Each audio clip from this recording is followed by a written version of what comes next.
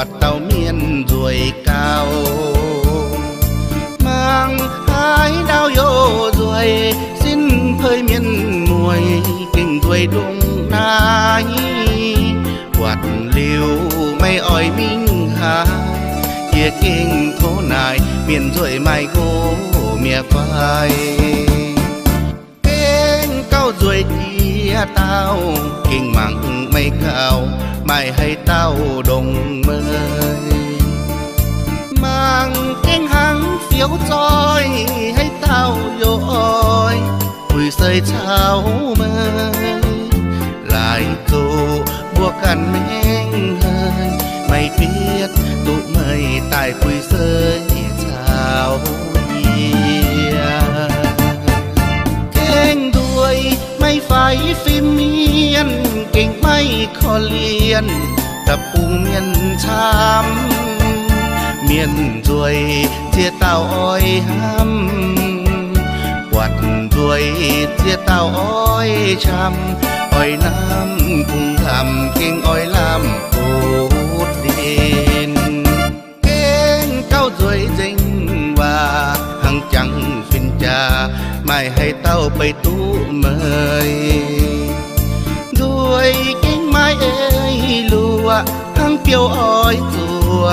làng khu nhân quạt mời cao ruồi chia chán miền tham kinh hẳn kinh oi làm cốt đền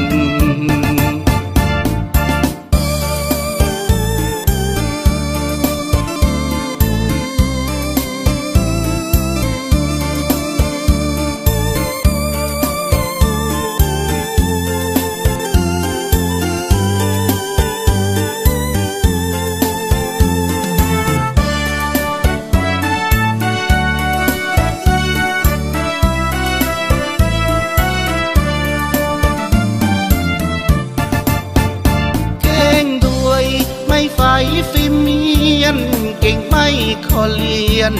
tập cùng miền tham miền ruồi chia tao oi ham quạt ruồi chia tao oi chăm